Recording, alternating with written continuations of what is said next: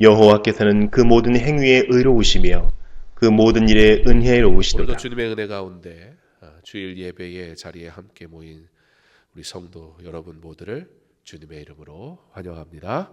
우리 서로 인사하겠습니다. 잘 오셨습니다. 네.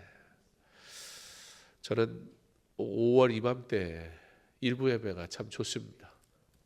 햇살이 따스하게 싹 들어오는 예배당에 들어올 때 언제나 예배당이 좋지만 햇살이 이맘때가 가장 따뜻하게 예배당으로 비쳐 들어오는 그런 절기도 시기이기 때문에 그래서 요맘때에 예배당에 이 자리가 참 좋습니다. 여러분이 예배당 귀한 자리가 여러분이 사모하는 자리가 되게 하시기를 간절히 소망합니다. 언제든지 열려 있습니다. 오셔서 이곳에서 잠시 하나님 앞에 엎드리고 기도하는 그런 은혜의 시간 가지시면 참 좋겠습니다. 5월의 따사로운 햇살처럼 오늘 선포되어지는 말씀을 통해 삶의 무게로 지쳐 냉랭해져 버린 우리의 마음이 회복되고 하나님의 은혜로 충만해지게 하시기를 주님의 이름으로 축복합니다. 우리의 삶에는 여전히 풀리지 않는 질문들이 있고 설명할 수 없는 일들도 많습니다. 때로는 억울한 일 앞에서 마음이 무너지고 기도해도 응답이 더디게 느껴질 때가 있습니다. 그러나 오늘 말씀은 우리에게 분명하게 선포합니다. 여호와께서는 그 모든 행위에 의로우시며 그 모든 일에 은혜로우시도다. 사랑하는 성도 여러분, 이것을 믿으십니까? 여호와는 그 모든 행위에 의로우신 것을 믿으십니까? 그가 하는 모든 일이 은혜로우시다는 사실을 믿음으로 고백하며 살아가는 저와 여러분 될 수 있기를 간절히 소망합니다. 이 신앙의 고백이 있는 자와 이 신앙의 고백을 하지 못하는 자의 삶은 완전히 다릅니다. 똑같이 예배 드리는데 이 자리에 왔다 갔다고 해서 다 똑같은 은혜를 누리는 게 아니란 말입니다. 하나님을 만나는 자, 하나님의 하나님 되심을 믿음으로 고백하는 자, 하나님 앞에 올려드릴 영광의 예배를 사모하며 이 자리에 있습니까? 아니면 익숙하게 당연하게 그저 내 일상의 한 부분으로 종교적인 행위로 오늘도 왔다 가겠습니까? 사랑하는 성도 여러분, 오늘 이 시간 하나님을 만나는 은혜가 있기를 간절히 소망합니다. 하나님을 나의 하나님으로 고백하는 믿음의 고백이 있는 시간 되게 하시기를 간절히 원합니다. 하나님은 실수가 없으시고 그가 행하시는 모든 일에 은혜가 풍성하십니다. 오늘 우리는 이 말씀을 통해 하나님의 의로움이 십자가 안에서 어떻게 드러났는지 그리고 그 은혜 안에서 어떻게 살아가야 할지를 나누려 합니다.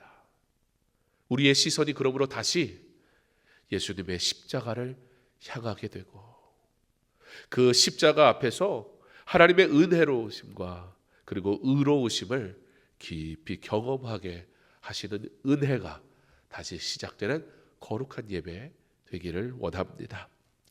시편 145편은 하나님의 통치하심을 찬양하는 찬양시입니다. 1절로부터 7절까지의 말씀은 하나님은 날마다 그리고 영원히 찬양받으셔야 하는 분입니다. 그렇게 고백하고 있습니다. 하나님 앞에 언제 찬양해야 합니까? 한 주간 여러분 삶에서 가장 많이 찬양하는 시간이 언제예요? 찬양 연습 시간입니까? 당연히 많을 수밖에 없겠죠. 그런데요, 찬양이 노래라면 찬양 연습 시간에 찬양을 제일 많이 해야 될 거예요. 그러나 찬양은 노래가 아니에요. 오늘 시편 기자는 하나님의 통치에 대해서 이야기하면서 찬송을 얘기하는데 이 찬송은 언제 불러야 하는가? 이 찬송은 어떻게 불러야 하는가? 날마다 불러야 합니다.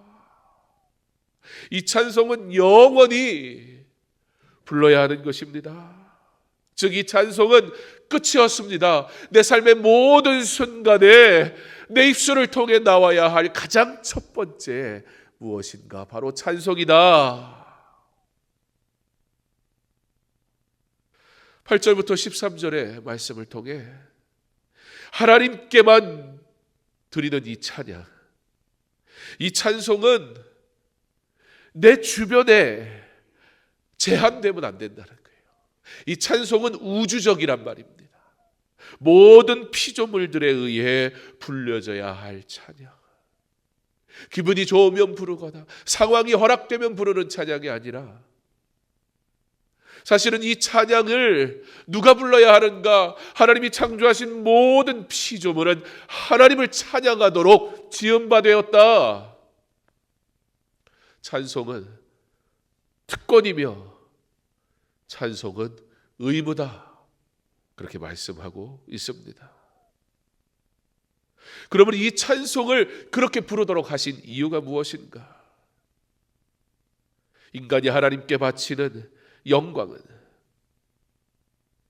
하나님께서 인간에게 주신 은혜에 대한 응답이기 때문에,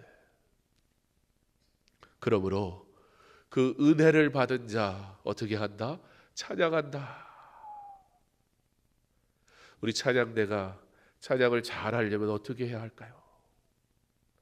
발성도 잘해야 되고, 호흡도 잘해야 되고. 찬양대가 이 아침에 찬양을 잘하려면 또 어떻게 해야 될까요? 아주 중요한 게 있어요. 그게 뭘까요? 아침밥을 먹고 와야 됩니다. 아침밥을 안 먹고 오니까 힘들죠. 원래 이거보다 좀 더 잘 부르는데. 그리고 또 찬양을 잘하려면 또 어떻게 해야 될까요? 아주 중요한 거 얘기하는 거죠. 왜냐하면 찬양대로 서니까, 찬양대로 서려면 어떻게 해야 되냐? 준비를 잘해야 돼요. 그렇지 않습니까? 물을 마시고 오셔야 돼요. 근데 예배 전에 마셔야 그 물은 아무 소용없어요. 예배 전에 마시는 물 아무 도움이 안 돼요. 예배 중간에 화장실 가고 싶어질 뿐이에요. 1시간 전에 마시고 와야 돼요. 여러분, 이 작은 거를 해도 준비해야 되지 않습니까? 근데 막 5분 전에 막 헐레벌떡 와가지고 연습하고 막 올라오면 우리 지휘자 심장만 벌렁벌렁 돼요.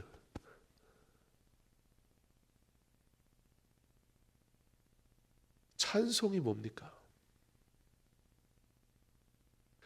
시편 기자는 찬송은 하나님의 통치를 인정하는 자가 부르는 노래다, 그렇게 얘기해요. 찬양대가 찬양하는 것이 무엇입니까? 하나님이 영광 받으셔야 합니다. 이 예배의 주인은 하나님이십니다. 우리가 찬양하기 위해 이곳에 모였습니다. 라고 대표적으로 선포하는 사람들이에요. 노래하는 사람이 아니에요. 취미가 노래여서 찬양대를 하는 게 아니라 받은 재능이 노래여서 찬양대 하는 게 아니에요. 찬양은 모든 피조물이 하는 거예요. 우주적인 것. 하나님께로 받은 은혜가 내게 있습니다 라고 선포하고 응답받은 자 된 것을, 그 은혜를 고백하는 것, 그것이 찬양이다. 14절로 21절은 하나님께 드리는 찬송은 그러므로 성도의 온전한 예배 가운데 있습니다 말합니다. 예수님은 요한복음 4장 24절에서 이것이 영과 진리로 드리는 예배라 말씀합니다. 그러면서 145편을 통해 이와 같은 찬양을 받으실 이유를 쫙 나열을 하는 거예요. 그런데 그 이와 같은 찬양을 받으실 이유, 그리고 이와 같은 찬양을 받으시는 이의 통치, 그 통치는 전권적이지만 절대 독재적이지 않다. 오히려 어떻다? 은혜로우시다. 은혜로우시다. 여러분, 권력이 은혜롭다 상상이 됩니까? 권세가 은혜롭다 상상이 됩니까? 하나님의 통치가 어찌하여 은혜로운지 설명하는 말씀 가운데 하나가 바로 오늘 본문인 17절의 말씀입니다. 17절은 다윗의 찬양 가운데서 하나님에 대한 깊은 고백을 합니다. 여호와께서는 그 모든 행위에 의로우시며 그 모든 일에 은혜로우시도다. 누가 찬양하는 자입니까? 하나님의 의로우심을 고백하는 자가 찬양하는 자입니다. 하나님이 행하시는 모든 일은 은혜롭다. 고백하는 그 고백이 찬양이란 말입니다. 오늘 찬양하셨습니까? 이 짧은 구절 안에 하나님의 성품, 곧 의로움과 은혜로우심이 담겨 있습니다. 여호와께서는 그 모든 행위에 의로우시다. 이 말씀은 하나님께서 하시는 모든 판단, 모든 섭리, 모든 인도하심이 결코 잘못이 없고 공정하다는 선언입니다. 그러나 우리가 살아가는 현실은 때때로 그와 반대처럼 느껴지곤 합니다. 왜 의로운 사람이 고난 당하는 것일까? 왜 악인이 형통할까? 왜 하나님은 침묵하시는가? 이럴 때마다 우리는 기억해야 합니다. 하나님의 의로움은 지금 당장은 이해되지 않아도 결국 반드시 드러난다는 사실을. 그리고 그 최종적인 하나님의 의는 예수 그리스도의 십자가에서 분명하게 나타났습니다.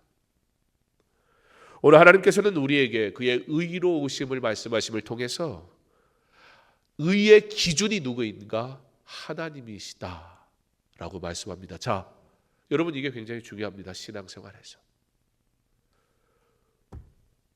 왜 악인이 형통하는가? 여러분이 하는 그 질문들의 기준이 무엇으로부터 시작합니까? 조금 더 우리의 삶에 적극적으로 좀 적용을 해보면 여러분 어떤 예배가 은혜롭습니까? 여러분 어떤 예배를 드릴 때 은혜롭다라고 얘기합니까?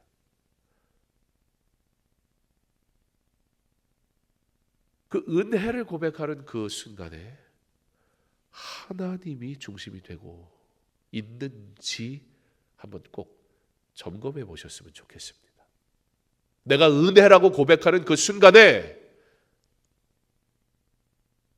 모든 은혜는 전적으로 하나님으로부터 온다라는 이 믿음의 고백과 함께 고백되어지는 은혜인지 사람의 것인지 반드시 구별해 보기 바랍니다. 오직 하나님만이 의의 기준이 되십니다.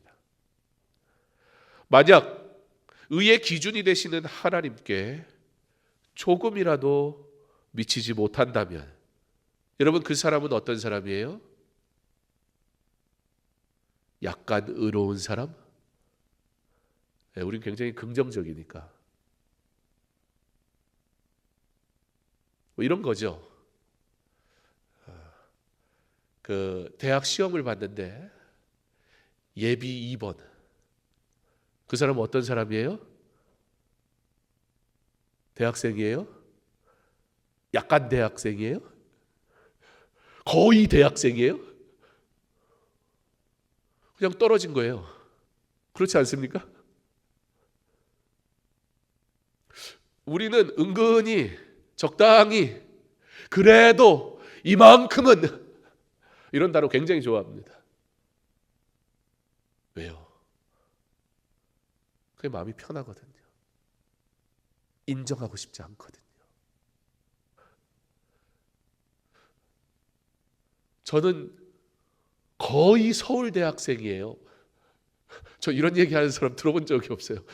그러면 막 학교 들여보내줘요. 도서관도 막 들어가고 자기 혼자 학생증 만들어가지고 뭐라 그래요? 나가세요. 그래요. 의의 기준은 하나님이십니다.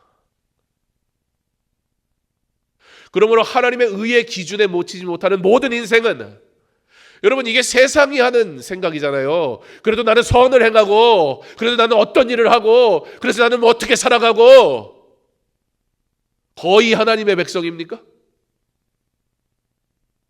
세상도 그런 방식은 없다고요. 나의 신앙생활은 안녕합니까? 거의 괜찮습니까? 거의 그리스도인으로 살아가고 계십니까? 그리스도인입니까? 오직 하나님만이 의의 기준입니다. 만약 의의 기준이 되시는 하나님께 조금이라도 미치지 못한다면 그 사람은 약간 의로운 사람이 아니라 그 사람은 무엇이다? 죄인이다. 여기에 이의를 달 사람이 없습니다. 하나님 나라 백성은 예수님의 십자가로 말미암아 의롭다 칭함을 받습니다. 자신의 힘으로는 죄인의 신분을 벗을 수 없지만 이제 예수님으로 옷 입고 의로움의 성품으로 살아가게 된 것입니다. 본문은 이렇게 이어집니다. 그 모든 일에 은혜로우시다. 하나님은 의로우시기 때문에 죄를 심판하셔야 했습니다. 그러나 하나님은 은혜로우시기 때문에 그 죄의 값을 우리에게 묻지 않으시고 자기 아들에게 십자가를 지게 하셨습니다. 십자가는 하나님의 의와 하나님의 은혜가 동시에 만난 자리입니다. 십자가 없이는 우리는 하나님의 의로움 앞에 설 수 없습니다. 하지만 십자가 때문에 우리는 하나님의 의로움을 덧입을 수 있는 은혜를 누리게 된 것입니다. 로마서 3장 26절은 이렇게 말씀합니다. 곧 이때에 자기의 의로우심을 나타내사 자기도 의로우시며 또한 예수 믿는 자를 의롭다 하려 하심이라. 모든 인간은 죄인이기에 하나님 앞에서 의로울 수 없습니다.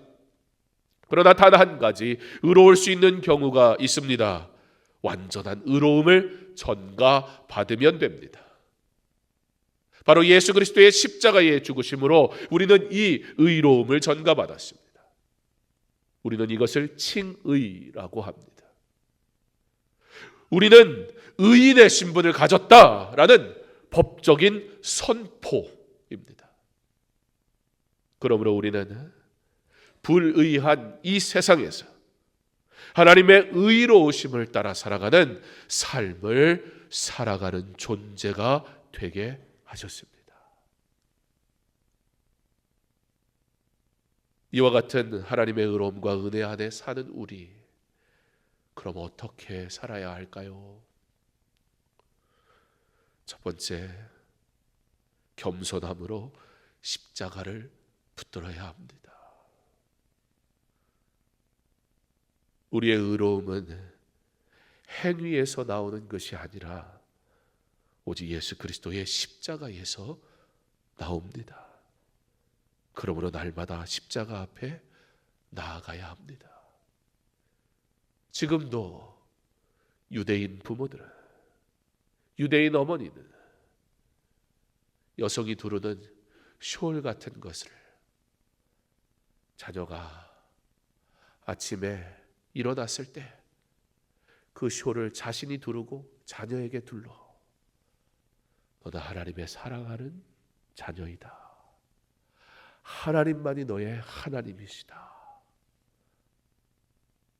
자녀에게 그렇게 축복하며 기도합니다. 무엇을 하고 있는 것입니까?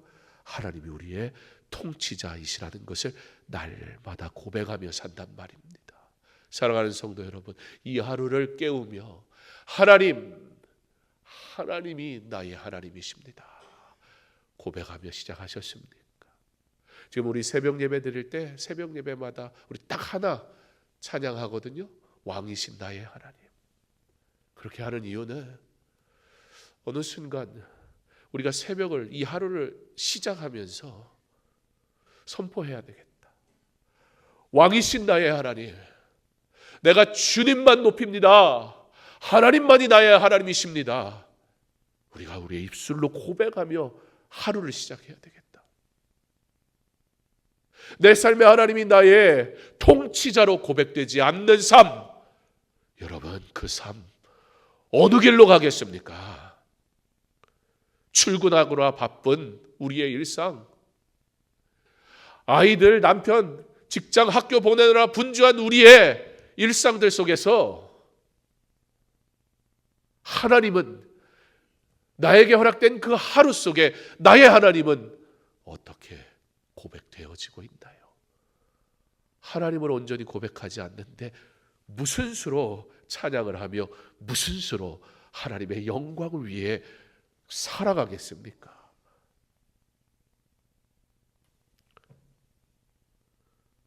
두 번째, 의로우신 하나님을 신뢰해야 합니다. 내 삶이 이해되지 않아도, 지금 당장은 길이 보이지 않아도 왕이신 나의 하나님, 의로우심과 은혜로우신 하나님, 그 하나님이 행하실 일들을 기대하며 하루를 살아가야 합니다. 세 번째, 나 또한 그 은혜의 통로가 되게 하셨다라는 사실을 고백하며 살아가야 합니다. 이 불의한 세상 속에서 여러분, 아유, 우리나라는 왜 그래? 아이고, 왜 내 직장은 이 모양이야? 아이고를 달고 사는 우리. 그런데요, 사실 하나님은 아이고 소리 나오는 이 세상 속에 하나님을 찬양하는 자로 우리를 부르셨어요. 불의한 이 세상 속에 그러므로 참된 의로움이 무엇인가를 나타내 보이는 자로 저와 여러분을 부르신 것을 믿으시기 바랍니다. 불의한 세상 속에서 우리는 예수님의 십자가를 의지하며 정직과 사랑, 공의와 자비를 행하는 사람들로 살아가게 하셨습니다. 하나님의 의로움은 단순한 공정함 그 이상이 아닙니다. 그것은 예수 그리스도의 십자가 안에서 심판과 구원에 동시에 이루어진 은혜의 신비입니다. 우리는 이와 같은 하나님의 의로움과 은혜를 기억하며 오직 예수님의 십자가를 의지하는 삶을 살아가야 합니다. 하나님의 은혜의 십자가로 나아가는 매일의 삶이 있기를 간절히 원합니다. 여호와께서는 그 모든 행위에 의로우시며 그 모든 일에 은혜로우시도다. 이 말씀을 오늘 우리의 고백으로 삼고 그리고 이 고백대로 살아가는 저와 여러분 되기를 간절히 소망합니다. 우리 삶의 모든 문제들, 우리의 삶의 모든 괴로움, 우리 안에 있는 불안, 불만, 불평, 여러 가지 이유가 있고 또 해결해야 되는 여러 가지 방법도 있겠으나, 그러나 여호와께서는 의로우시다라고 고백한다면,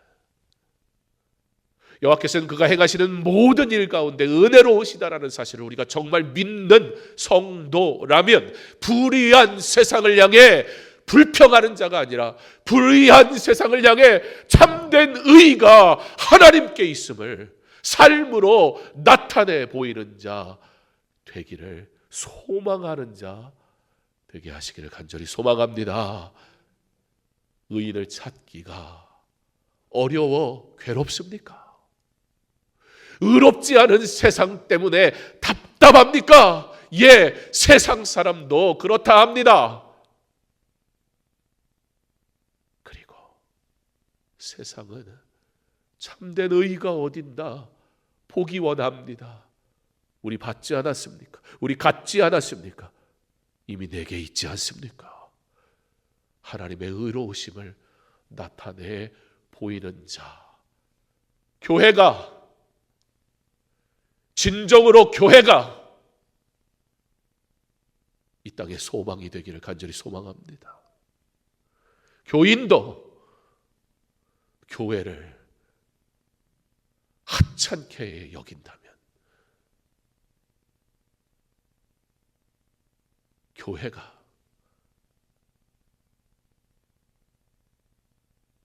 소망이라고 나마저 외치지 않는 이 안타까움 속에 여러분이 의로우신 하나님을 만나고 은혜로우신 하나님을 날마다 경험하며 세상을 향해, 불의한 세상을 향해 참된 의가 무엇인지 나타내 보여주는 거룩한 삶을 살아가기를 간절히 원합니다. 그 일을 위해 우리 다시 십자가 앞에 섭시다. 그리고 하나님의 의로우심을 신뢰하며 그 은혜를 붙드는 삶으로 나아갑시다. 하나님은 실수하지 않으십니다. 그분은 오늘도 의로우시며 은혜로우신 분이심을 우리가 믿음으로 날마다 주께로 나아와 그가 주시는 은혜로 말미암아 찬양받으시기 합당하신 하나님 앞에 영광의 찬양을 올려드리는 거룩한 삶을 사는 저와 여러분 될 수 있기를 주님의 이름으로 축원합니다.